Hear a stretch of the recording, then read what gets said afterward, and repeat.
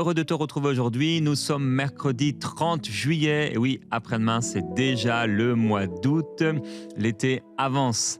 Et le mercredi, on partage ensemble un résumé d'un livre de la Bible. Et nous sommes aujourd'hui dans le livre de Michée. Alors, le nom Michée veut dire qui est comme l'Éternel. Et ce livre, donc, composé par Michée, qui était un prophète originaire d'un village du sud de Juda, à 35 km environ de Jérusalem. Il était contemporain d'Ésaïe, d'Osée et d'Amos. Alors, Ésaïe, lui, il était plutôt dans les cercles royaux de Jérusalem. Lui, Michée, plutôt un prophète rural qui va défendre les opprimés des campagnes. On est environ à 740 à 700 avant Jésus-Christ, pendant les règnes de plusieurs rois, Jotham, Akaz, Ézéchias, roi de Juda. Et donc Michée va prophétiser avant l'exil de Juda. Il va annoncer la chute de Samarie, la capitale d'Israël, ainsi que celle de Jérusalem. Alors, comme dans les petits prophètes, on l'a vu plusieurs fois, dans ma Bible, j'ai pas mal de versets qui sont fluorés parce qu'il y a beaucoup de puissants versets dans ces livres des petits prophètes qu'on appelle les petits prophètes, certainement pas petits devant le Seigneur, mais dans le nombre des pages de leur livre. Alors la structure du livre, dans les 2 premiers chapitres, ce sont les jugements contre Samarie, Jérusalem, avec la promesse de restauration. Le livre commence ainsi: le Seigneur qui vient de son saint temple, voici que l'Éternel sort de sa demeure, il descend, il marche sur les hauteurs de la terre. Et au chapitre 2, j'aime ce verset qui dit: l'Éternel est-il prompt à s'irriter? Est-ce là sa manière d'agir? Mes paroles ne sont-elles pas favorables à celui qui marche avec droiture? Oui, Dieu n'est pas prompt à s'irriter, à se fâcher. Non, non, non. Et il marche avec celui qui veut lui être agréable, lui obéir. Et chapitre 3 à chapitre 5, alors là, ça va être la condamnation des dirigeants corrompus, mais également les promesses messianiques. On trouve aussi plusieurs versets. J'aime ces versets particuliers où on parle des prophètes, des sacrificateurs avec, écoute ça, par exemple, ces prophètes prédisent pour de l'argent. Alors c'était vrai il y a 2700 ans, c'est encore vrai aujourd'hui. Plusieurs malheureusement faux prophètes ou prophètes avec de mauvaises ambitions prophétisent et prédisent pour de l'argent, et ils s'appuient sur l'Éternel en disant: l'Éternel n'est pas au milieu de vous. Les chefs jugent pour des présents, donc des cadeaux. Ces sacrificateurs enseignent pour un salaire. Toutes sortes de jugements que le Seigneur va prononcer à travers son serviteur sur ses prophètes. Il dit encore: ainsi parle l'Éternel sur les prophètes qui égarent mon peuple, qui annoncent la paix, si leurs dents ont quelque chose à mordre, et qui publient la guerre contre qui ne leur met rien dans la bouche. Waouh, terrible, terrible. Donc, chapitre 3 au chapitre 5, ce sont ces jugements, mais aussi avec cette promesse: et toi, Bethléem, Ephrata, toi qui es petite parmi les milliers de Juda, de toi sortira pour moi celui qui dominera sur Israël. On en a parlé un peu hier. Et chapitre 6 et chapitre 7, donc ça va être le procès de Dieu contre son peuple, mais toujours, et comme dans tous les livres prophétiques, l'espoir de pardon et de restauration, parce que Dieu est bon, il est miséricordieux. Le chapitre 6 commence avec cette phrase, waouh, difficile, car l'Éternel a un procès avec son peuple. Et le verset de fondation qu'on trouve au chapitre 6, je vais demander à Marie de le lire. On t'a fait connaître, ô homme, ce qui est bien. Et ce que l'Éternel demande de toi, c'est que tu pratiques la justice, que tu aimes la miséricorde et que tu marches humblement avec ton Dieu. Amen. Alors voilà, Dieu, le thème principal de ce livre, c'est qu'il est un Dieu de justice. Dieu est un Dieu de justice, mais aussi de compassion. Et Michée va donc dénoncer toute l'hypocrisie religieuse, les abus des dirigeants, des riches, l'injustice envers les pauvres, tout en annonçant le Messie qui vient. Et je termine avec ce verset, Michée, chapitre 7, verset 7, la fin du verset: mon Dieu m'exaucera. Ne te réjouis pas à mon sujet, mon ennemi, car si je tombe, je me relève. Si je suis assise dans les ténèbres, l'Éternel est ma lumière. Et il y a beaucoup d'autres versets. Je t'encourage à prendre le temps de lire ce livre cette semaine, jusqu'à la semaine prochaine où on va passer à un autre livre. Et je laisse la parole à notre invité pour l'encouragement du jour. Donc Yvan, je te laisse la parole. C'est une joie pour moi de vous retrouver. Tu marches humblement avec ton Dieu. Hier, on a vu l'humilité comme une clé qui déverrouille vraiment une saison d'autorité dans ta vie. Elle n'est pas facile, mais on a laissé Pierre en pleurs auprès d'un feu étranger avec la honte de lui-même parce qu'il n'aurait jamais pensé qu'il aurait renié Jésus. Comme toi, peut-être, tu n'aurais jamais pensé qu'aujourd'hui, maintenant, après quelques années, tu es chrétienne, mais tout est plus dur. Tu es chrétien, mais tout est plus dur.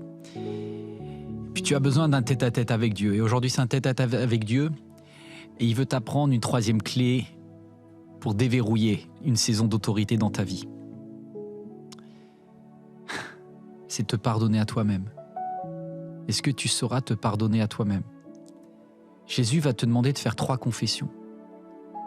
Peut-être 3 fois tu as renié Jésus, et on va lire ensemble dans l'Évangile ce texte où Jésus et Pierre ont un tête-à-tête. On lit ensemble avec Marie.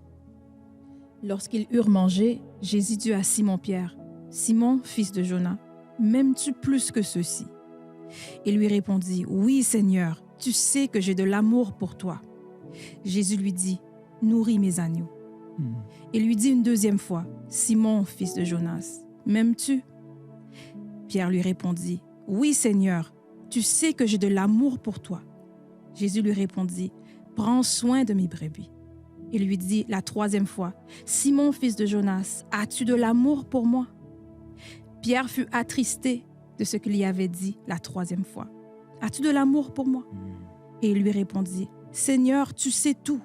Tu sais que j'ai de l'amour pour toi. » Jésus lui dit, « Nourris mes brebis. En vérité, je te le dis, quand tu étais plus jeune, tu mettais toi-même ta ceinture et tu allais où tu voulais. Mais quand tu seras vieux, tu tendras les mains et c'est un autre qui attachera ta ceinture et te conduira où tu ne voudras pas. » Il dit cela pour indiquer par quelle mort Pierre révélera la gloire de Dieu. Puis il lui dit, « Suis-moi. » Notre vie sur la terre est courte. Et si jamais tu as connu un moment de trou, un moment comme on en a parlé hier, le diable essaye de te dire que plus rien ne sera jamais pareil. Tu ne pourras plus servir, tu n'auras plus le même zèle, tu n'auras plus la même passion. Alors il a raison dans l'idée que ça sera plus pareil, parce que Dieu dit ça sera mieux. Tu vas pouvoir aimer encore plus les autres. Mais pour pouvoir toi-même appliquer le pardon aux autres, il va falloir que tu l'appliques à toi-même. Et ça, c'est pas évident. Alors laissez-moi juste faire un petit récap avec vous, un petit récapitulatif de comment Dieu va permettre à Pierre de retrouver sa position d'autorité et d'avoir cette troisième clé qui est apprendre à se pardonner soi-même. Déjà, il y a des lendemains difficiles. Hein. Le lendemain de la croix, j'imagine la situation de Pierre qui doit se dire la dernière chose, mon dernier regard avec Jésus, c'était quand j'étais au fond du trou après avoir renié. Et puis Jésus croise les disciples et dans l'évangile de Marc au chapitre 16, il y a juste un verset moi que je trouve ça merveilleux. Les petits détails de la Bible, c'est tellement du caviar, c'est un délice. Est-ce que tu vas le savourer? Jésus dit, allez annoncer aux disciples et aussi à Pierre. Toi, c'est comme si tu sais plus trop si tu as le droit de faire partie des disciples. Tu sais plus trop si tu as le droit de faire partie des disciples, si tu mérites encore. Parce que avant, tu étais un leader, avant, tu étais une madame, avant... Est-ce que maintenant, après t'être perdu, est-ce que... Bien sûr. Jésus met ton nom spécifiquement. Il dit, oui, toi qui me vois maintenant. Je t'ai choisi depuis le ventre de ta mère. Je sais exactement les jours qui seront inscrits dans mon livre au ton sujet. Et les projets de Dieu ne sont pas terminés. Laisse-moi te retrouver. Il va falloir que tu marches sur ton orgueil, mais que tu t'accroches pour aller à la réunion. La première fois où Pierre va devoir retrouver la réunion dans laquelle se trouvent Jacques, Jean et tous les autres, juste pour information, 4 évangiles. Il n'y a pas un seul évangile qui n'a pas parlé du reniement de Pierre. Laisse-moi te dire, les chrétiens sont aussi parfois des langues de vipères. C'est des agneaux, mais on a tous des langues de vipères. Ils ont tous parlé de Pierre dans son dos. Et malheureusement, tes péchés, tes bêtises, oui, tu ne pourras pas les cacher. Et peut-être qu'eux auront du mal à te pardonner, mais eux, c'est pas Jésus. Et Pierre, il va, il rentre, il s'assoit, il prend sa chaise. Je peux te dire que peut-être ce jour-là, il fait pas le malin. Il y a Jean qui le regarde, petit sourire en coin, petit sourire gêné, parce que Jean, lui, il allait jusqu'au bout. Jean, il n'a pas abandonné Jésus dans le Sanhédrin. Est-ce que tu es encore un leader, mon ami? Et d'ailleurs, quand tous les deux vont courir au tombeau, ça c'est dans Jean 20, pour la première fois, mon ami Pierre, qui a toujours été le premier lors de la barque, etc., il arrive en deuxième. Ah, ça m'a touché parce que il est dit, ils couraient tous les deux, mais l'autre disciple, plus rapide que Pierre, le devança. C'est la première fois où Jean a couru plus. Tu sais, parce que tes jambes sont cassées. Laisse-moi te dire, Dieu n'est pas impressionné par la vitesse où tu cours. L'important, c'est d'arriver. Et quand il va arriver dans le tombeau, écoute bien ça, Jean va pas oser rentrer parce que Jean reste Jean et Pierre reste Pierre. Qui c'est qui va rentrer quand même? C'est Pierre. Parce que tu sais, ta personnalité, elle est spéciale. Dieu t'a voulu, Dieu t'a pensé spécial depuis le début.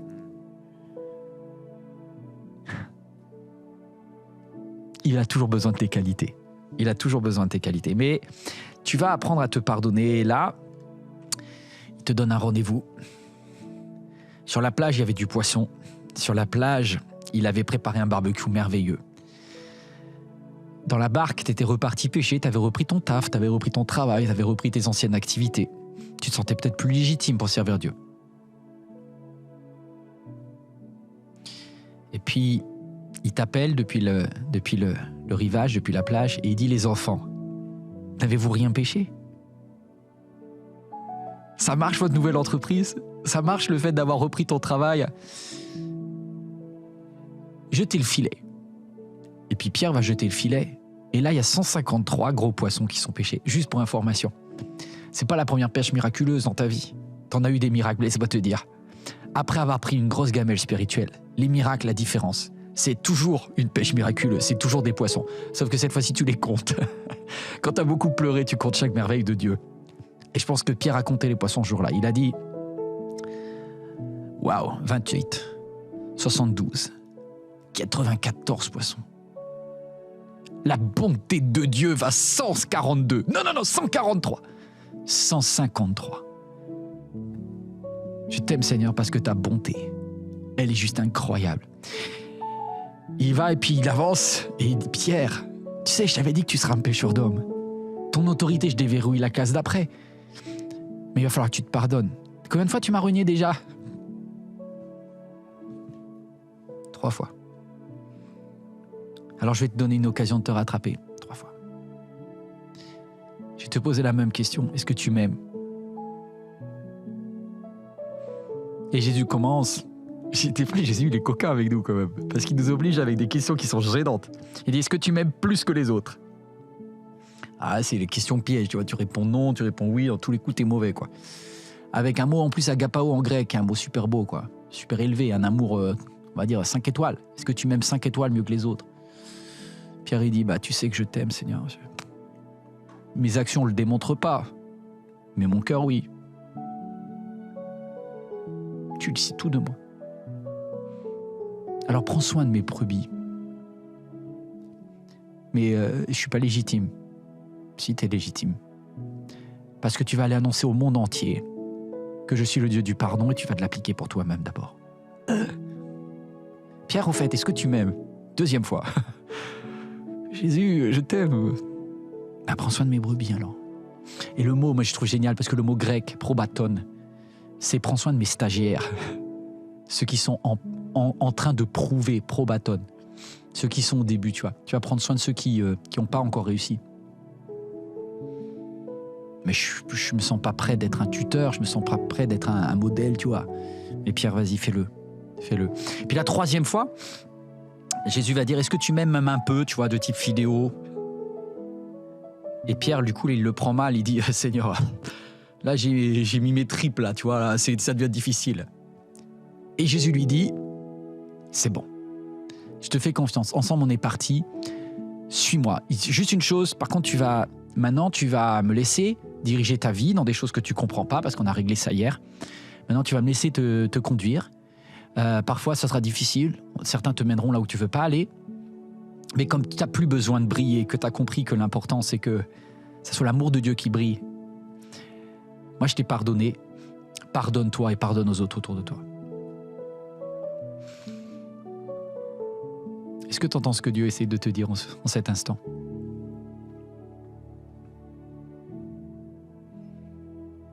Je t'aime, Seigneur. Je t'aime, Seigneur. Je t'aime, Seigneur. Tu sais pourquoi? Parce que ta bonté pour moi.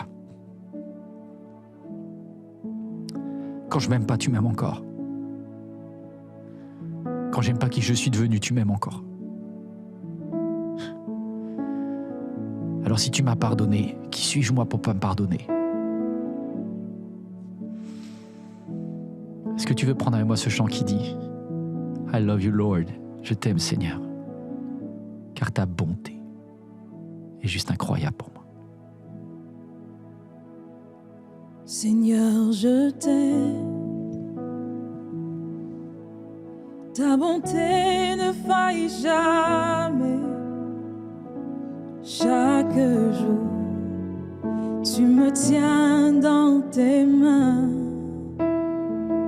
Dès le moment où je m'éveille et jusqu'à mon coucher, je chanterai combien mon Dieu est fort. Tu as toujours été fidèle. Tu as toujours été là pour moi. Avec le souffle qui m'est donné, je chanterai combien mon Dieu est bon. Tu as toujours été fidèle. Tu as toujours été là pour moi. Avec le souffle qui m'est donné, je chanterai combien mon Dieu est bon. Je chanterai combien mon Dieu est bon. Je chanterai combien mon Dieu est bon. De tout cœur avec quelqu'un qui en cet instant est en train de crier ces mots avec plus profond de son être.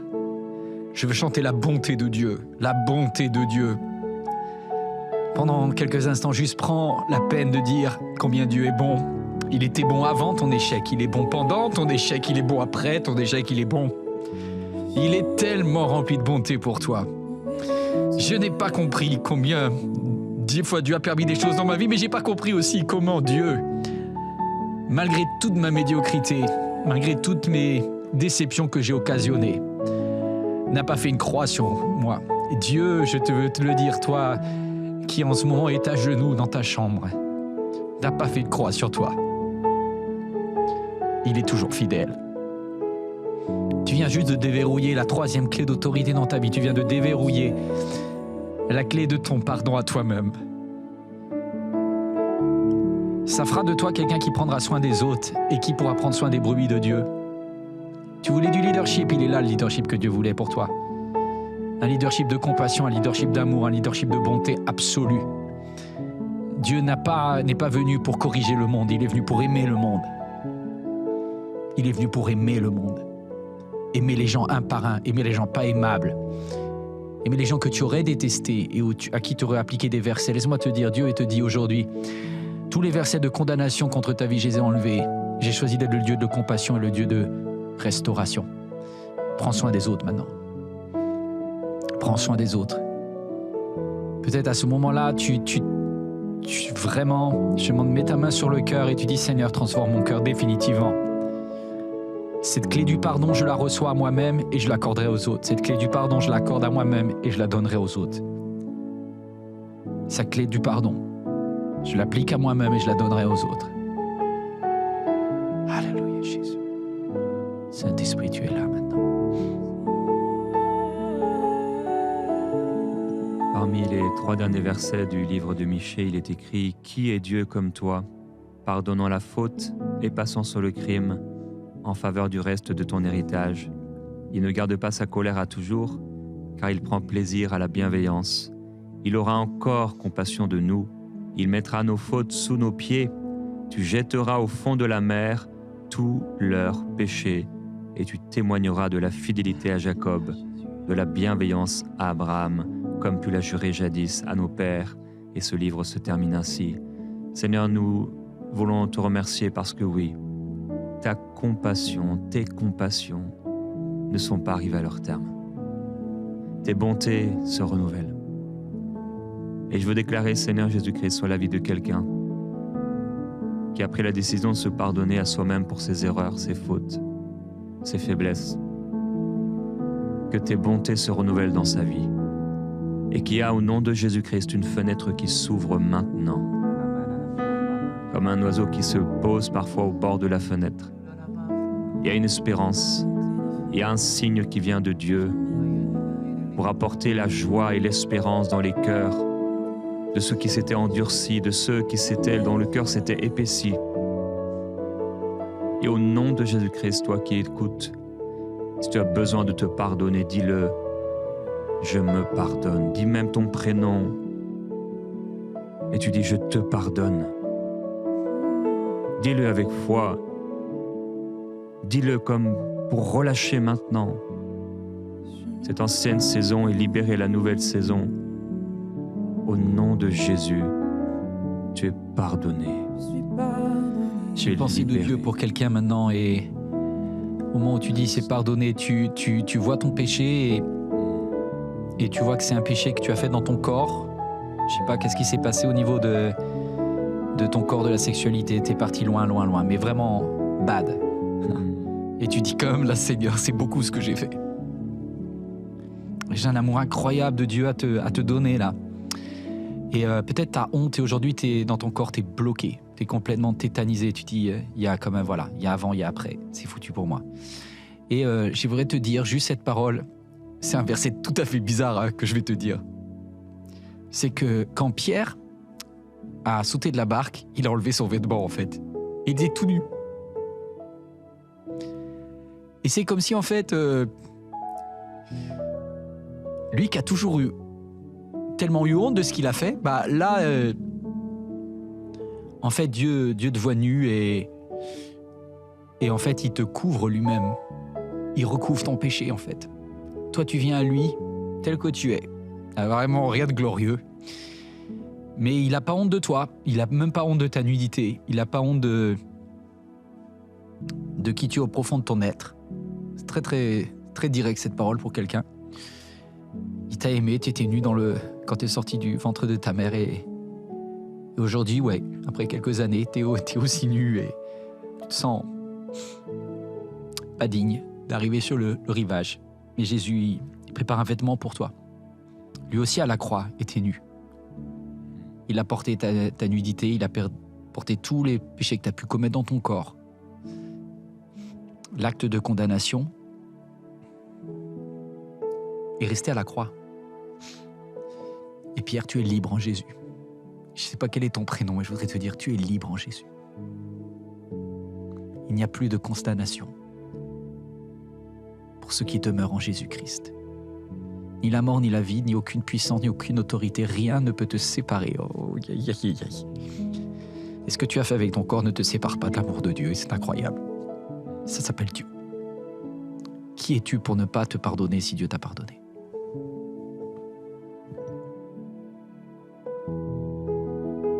Oui, peut-être tu es tombé 67 fois. Peut-être tu as eu X relations sexuelles avec tant de personnes et même des relations contre nature. Ce jour-là, il y avait 153 gros poissons. Et on pourrait se dire, mais pourquoi 153 ? On aurait voulu un chiffre rond, je sais pas toi, mais j'aurais voulu un chiffre rond, 150. Tellement plus logique.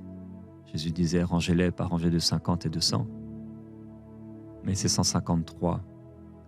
Le 3 qui fait un rappel à ces 3 reniements de Pierre, à ces 3 questions de Jésus à Pierre. M'aimes-tu ? Mais ce 3 qui devient pas quelque chose pour condamner, mais quelque chose qui s'est mal passé et que Dieu transforme en miracle. Alors, tu as peut-être eu 67 ou 153 relations avec des personnes différentes. Mais au nom de Jésus-Christ, Je déclarais que chacune de ces choses que tu as faites, Dieu le change en miracle dans ta vie, en témoignage pour sa gloire et en bénédiction pour les autres. Peut-être il y a eu 153 péchés, mais Dieu va te donner 153 victoires, non seulement pour toi-même, mais surtout pour les autres, et faire de toi un prodige, un signe, un témoin, une témoin pour lui, au nom de Jésus-Christ. Le Seigneur dit oui, 150, mais il y a le 3 de plus. J'ai tout porté, j'ai tout pris. Alors Seigneur, merci pour cette personne qui aujourd'hui est relevée de sa nudité et recouverte de ce vêtement nouveau, cette tunique blanche, pure, cette couronne sur sa tête, cette alliance, cette bague au doigt que tu mets toi-même. Ah, le diable pourrait dire encore, accuser, accuser, accuser. Mais tu dis, comme tu l'as dit à l'époque de Josué, que l'Éternel te réprime Satan, lui qui a porté son choix sur cette personne. Seigneur Jésus, merci pour ce vêtement nouveau. Reçois mon frère, ma sœur, au nom de Jésus-Christ, ce vêtement nouveau sur toi, un vêtement de pureté, un vêtement de justice, un vêtement de sainteté qui est l'héritage du croyant. Amen. Alléluia. Avant de te quitter, juste il y a un moment où tu verras si tu t'es pardonné. C'est la première fois que j'ai cette idée, moi, je te la partage, mais c'est la première fois où Pierre a entendu un coq après. Dans l'église, il y a pas mal de petits coqs, tu sais. Des gens qui vont te rappeler tous tes échecs. Dans nos églises, dans les églises de Jésus, il y a beaucoup de petits coqs. Peut-être c'était toi avant, là. Et quand ils vont chanter, tu vas te rappeler ton péché. C'est là où il faudra que tu parles à ton âme. Non, sinon tu vas bloquer l'autorité que Dieu a mise dans ta vie. Alors qu'on arrive à la fin de cette émission qui t'était particulièrement destinée, tu vas juste dire « Seigneur, je te remercie pour l'autorité que tu m'as donnée et j'accepte ton pardon définitivement. Je vais compter les poissons de Dieu dans ma vie et je vais aller avec ce que j'ai. Je te propose que demain on se retrouve avec un Pierre qui remarche la tête haute, qui va de nouveau dans le temple. Ah, c'est dur de retourner dans le temple. Il va y aller quand même. Il va y aller avec Jean. Et puis maintenant, il va faire ce que le patron a dit. Aime les gens inconditionnellement. Alors, tu n'as peut-être pas grand-chose à donner, hein. Mais ce que j'ai, je te le donne. Au nom de Jésus-Christ, lève-toi et marche. Lève-toi et marche. Et avant de pouvoir le dire à un boiteux, dis-le à toi-même, lève-toi et marche. Voilà, je termine ce temps de prière inspirée. Et dans ma journée, je me lève et je marche. Et je marche la tête haute par la grâce de Dieu, parce que j'accepte son pardon.